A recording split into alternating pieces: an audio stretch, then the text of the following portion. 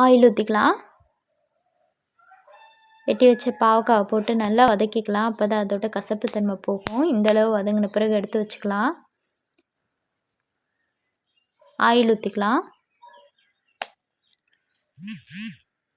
கடுகு சேர்த்துக்கலாம். சீரகம் சேர்த்துக்கலாம். பெருஞ்சீரகம் கொஞ்சமாக சேர்த்துக்கலாம். வெந்தயம் கொஞ்சம் சேர்த்துக்கலாம். வெங்காயம் சேர்த்துக்கலாம்.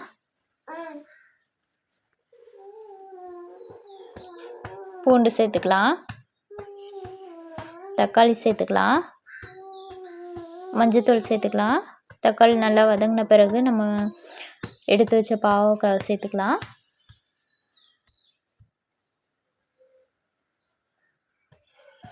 தேவையான அளவு உப்பு சேர்த்துக்கலாம். மிளகாத்தூள் கொஞ்சம் சேர்த்துக்கலாம். பாவக்காய் தொக்கு ரெடி.